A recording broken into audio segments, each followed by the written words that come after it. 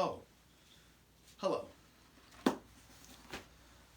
My name is Eliel, Eliel, but you can call me Leo.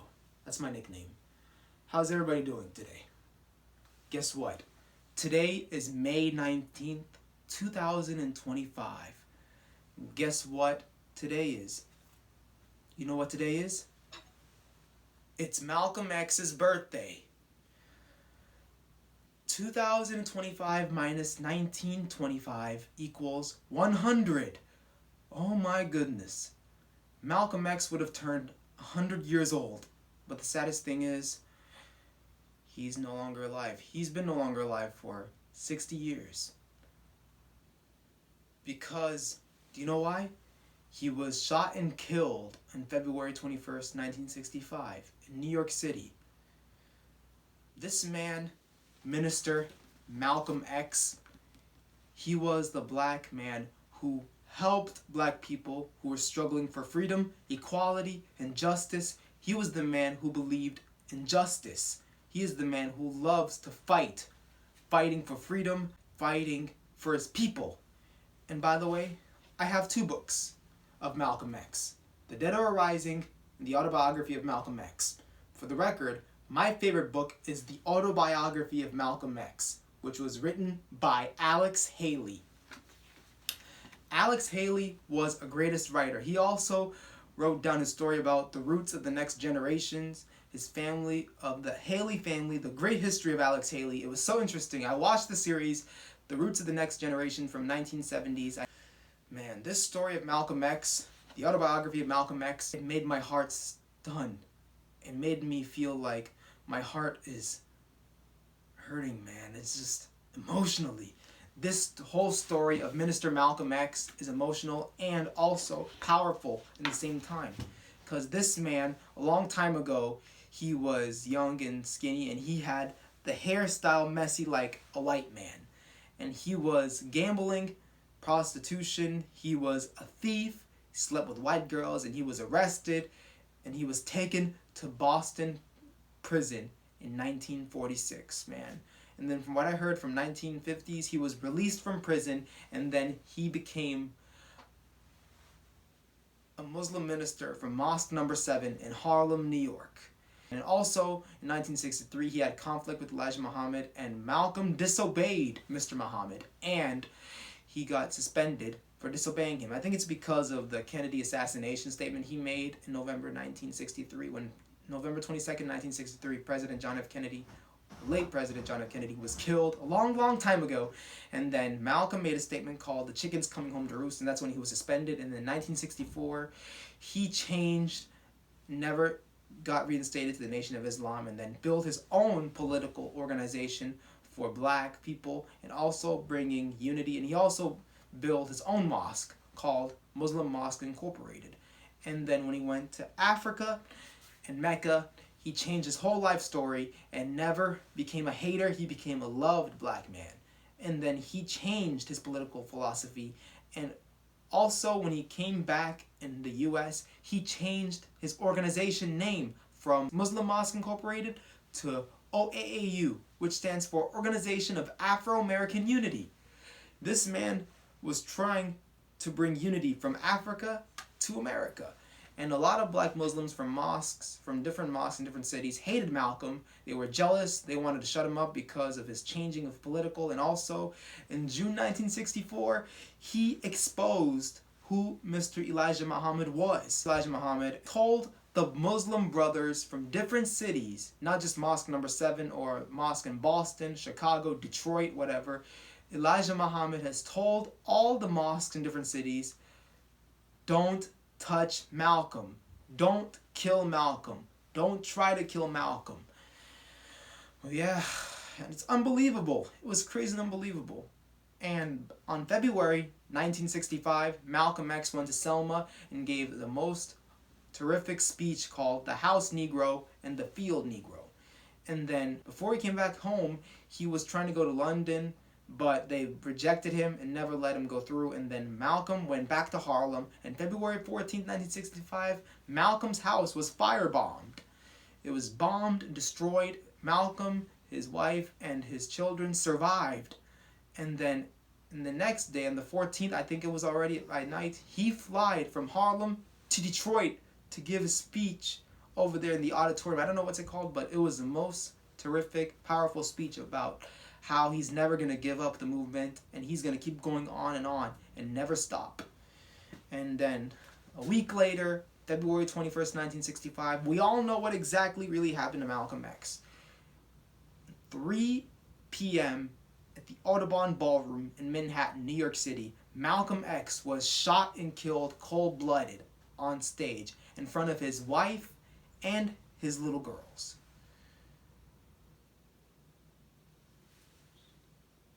And I also want to share to you some pictures, brothers and sisters. Pictures of me when I was in New York, February 21st, 2025. I visited the place where it used to be called the Audubon Ballroom, and now it's called the Malcolm X and Dr. Betty Shabazz Museum. And I'm going to show you the picture of myself over there in New York, the place used to be called the Audubon Ballroom, right now. And as you can see here, this is a picture of me outside the place where it used to be called the Audubon Ballroom. And then now it turned into a Malcolm X museum. And I'm going to show you the next picture of myself paying my respects to Malcolm X and Betty Shabazz at their gravesite on February 21st, 2025. I'm going to show it to you right now. This is a picture of me visiting Malcolm X's gravesite to pay my respects to Malcolm and Betty.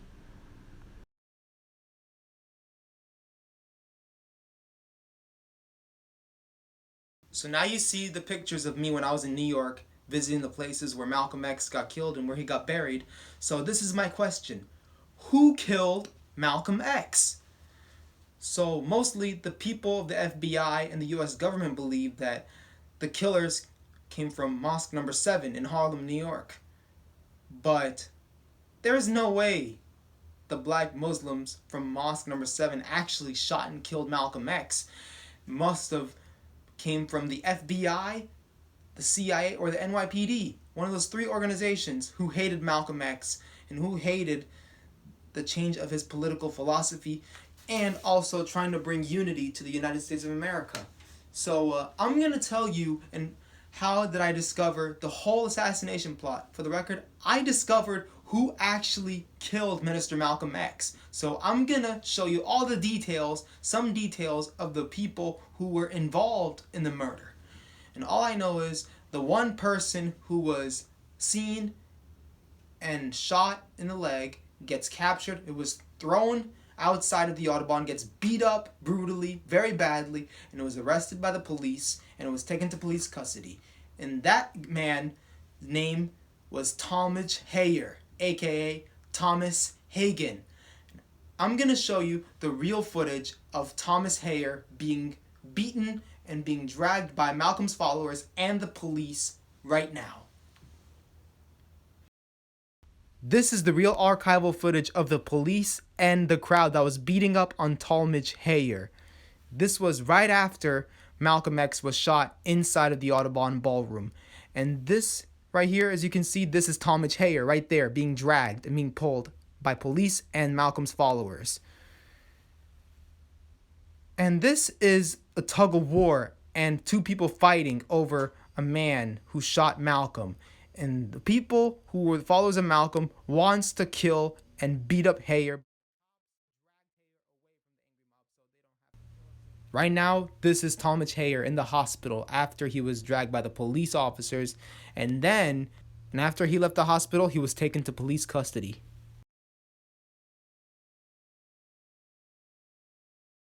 After Talmadge Hayer was taken to police custody, a few days later, 2 Muslims were arrested.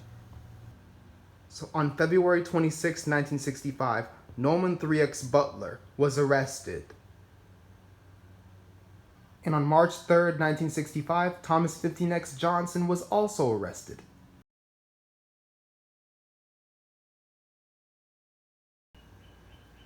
So Hayer testified at the trial. He said, "Yes, I'm one of the assassins who shot Malcolm X. But these 2 men, Thomas 15X Johnson and Norman 3X Butler, were not involved for the murder. and he did everything he could to back them up. And he kept saying, these two men are innocent men. Thomas 15X Johnson and Norman 3X Butler had nothing to do with killing Malcolm X. This is really weird. Thomas said he was one of the shooters who shot Malcolm, but he said Butler and Johnson were not involved for the murder. And then they asked Hayer, if these two men were not involved in the murder, then can you tell us the real names who were also involved in killing Malcolm X?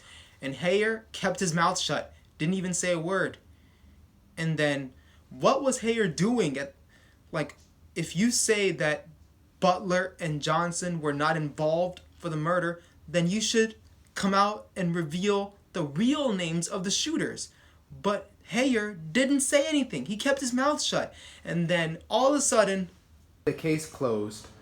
3 men got convicted for the murder of Malcolm X: Talmadge Hayer, Thomas 15X Johnson, and Norman 3X Butler.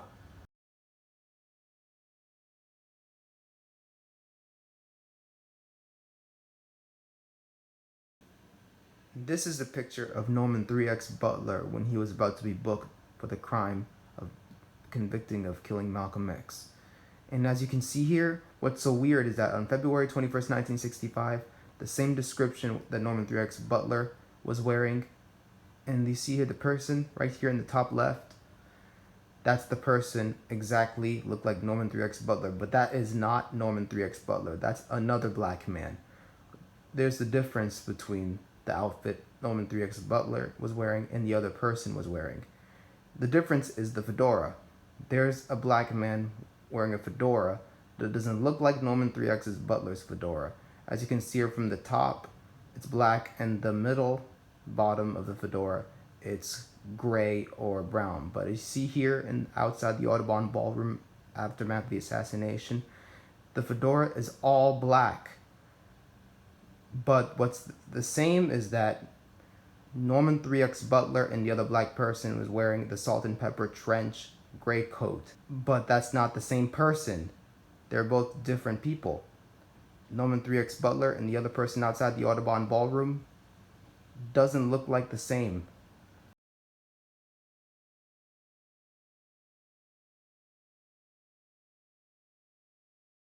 Talmadge Hayer, 1978, written down the real people, where they from, and also the people who were part of the plot to assassinate Minister Malcolm X. He wrote it down in the whole cursive signature handwriting, and he gave it to his attorney, William Costler. So William Costler was the attorney and also the man who appeared in the movie Malcolm X that was directed by Spike Lee. Remember in the movie that was directed by Spike Lee, Malcolm X? And also in the credits, they showed the book too. And then I want to say that I worked so hard to find the real names of the killers who were involved in the murder of Malcolm X, and 2 people who tried to work so hard finding the names. So I want to thank Professor Zak Kondo and the other one, Abdur-Rahman Muhammad. And I want to thank the series called The Political Assassination, and last but not least, the series from Netflix called Who Killed Malcolm X, directed by Abdur-Rahman Muhammad. So I got the real names of the real shooters who were involved in the murder of Malcolm X. So Hayer wrote it in his handwriting, and I wrote it down the names myself. These people who were part of the plot to kill Malcolm came from Mosque number 25 in Newark, New Jersey. So I got the 4 names already. So it was said by William Costler, written by Talmadge Hayer himself. So the names are Benjamin Thomas, Leon Davis, William X, and Wilbur McKinley. So I'm going to describe these 4 people about what was their occupation and where they work at, and also where they live and if they're dead or alive. I'm going to tell you the whole story of these people who were involved with Hayer to assassinate Malcolm X on February 21st, 1965. So I'm going to describe first Ben Thomas. Ben Thomas was the assistant secretary at Mosque number 25 in New Jersey.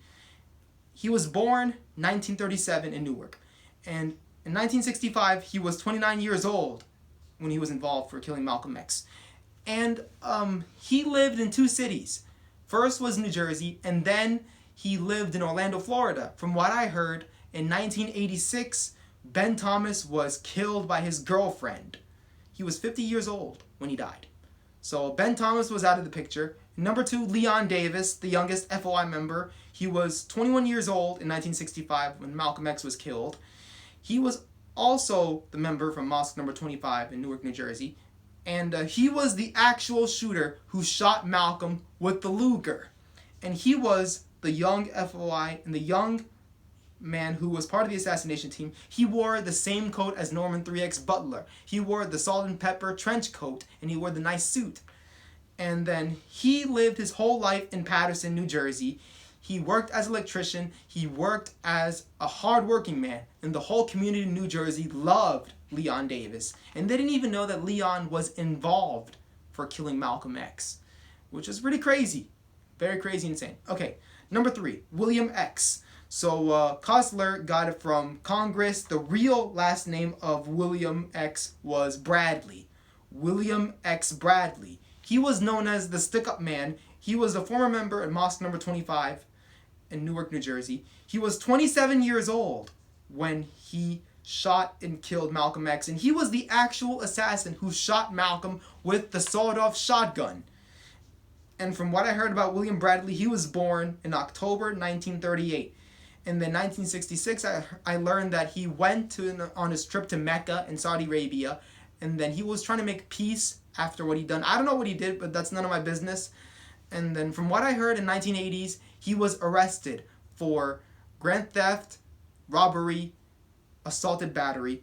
And then all of a sudden, I heard from 2010 that he appeared in the Let's Make Newark Better commercial. He was very old, he had a white beard, and he changed his Muslim name from William Bradley to el-Shabazz.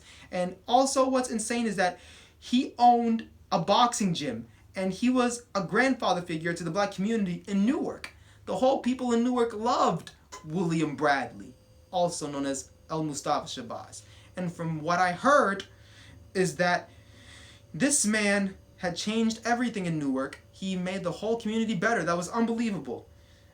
And of course, Wilbur McKinley, the former member from Mosque number 25.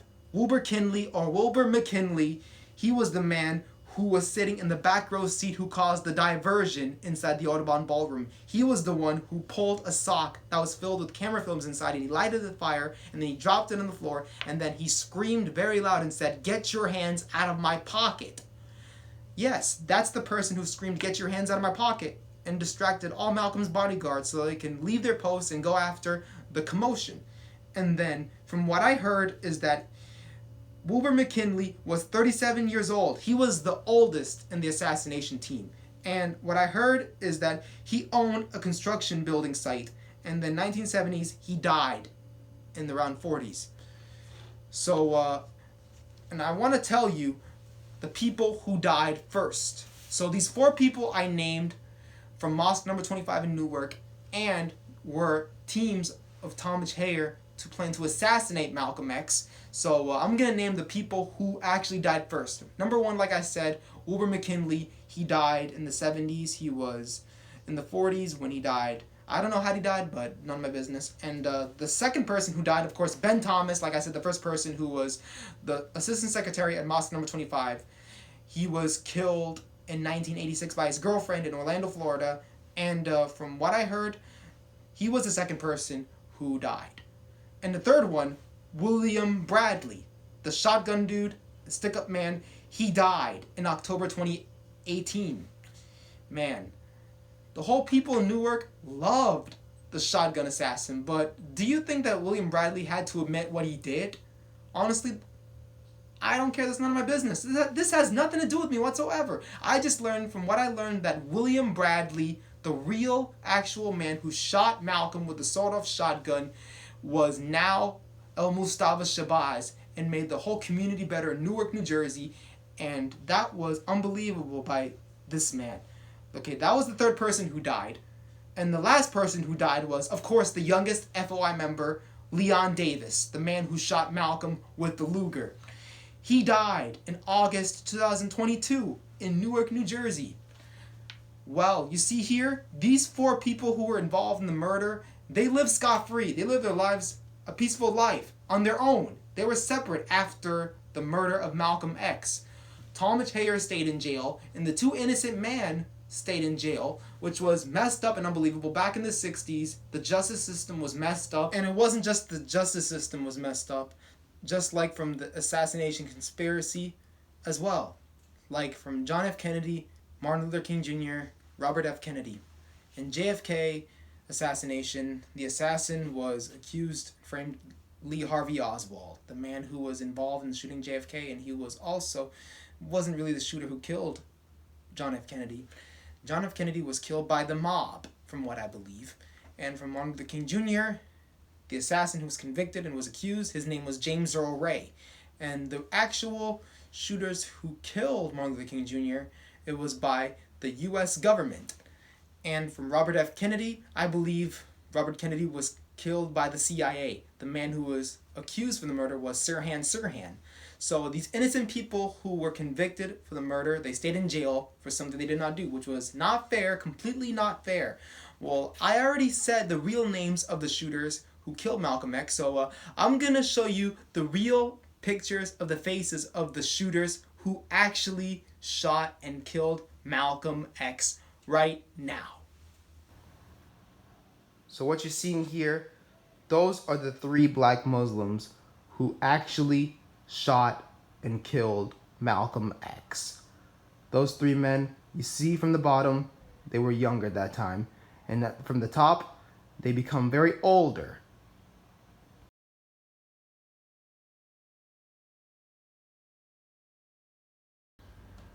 This is the face of the shotgun assassin, also known as the stick-up man, William X, or William Bradley. That's the man who automatically shot Malcolm with the sawed-off shotgun. And this is the face of Leon Davis, the man who shot Malcolm with the Luger.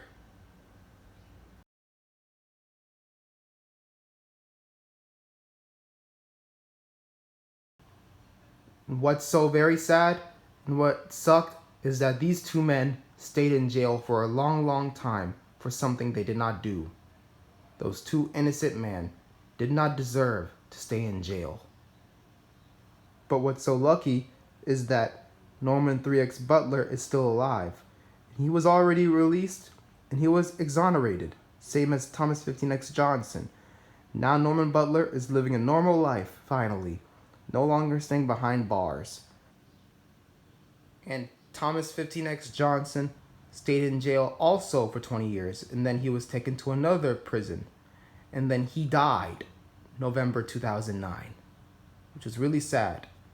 Those 2 stayed in jail for a long time for something they did not do. They were accused for the murder. 2-3 years ago, I heard that Norman Butler, now Muhammad Aziz, and Thomas Johnson, also now is Khalil Islam, got paid $36 billion for being falsely accused for the murder of Malcolm X.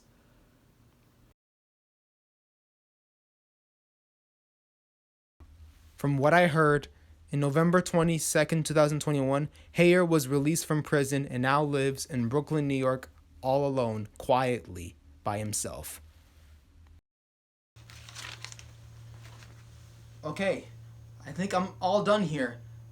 Thank you for watching this video, and I want to say happy birthday to Malcolm X. Today he would have turned 100 years old, but it's sadly that he's no longer with us. He died so young, February 21st, 1965. Also, Malcolm X, the man who was a fighter, he is the man who loved fighting for people who were struggling for freedom, equality, and justice.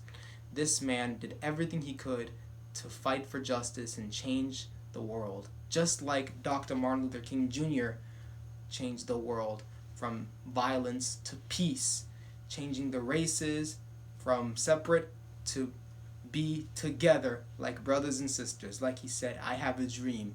One day we will be in the same school, and we will be in the same restaurant, and we'll be in the same movie theater, and we'll be in the same cities together forever, forever, and ever. Well, I want to say bless you all, and I want to thank you for for watching this. Also, please leave a like and comment down below. Good day, y'all. Bye.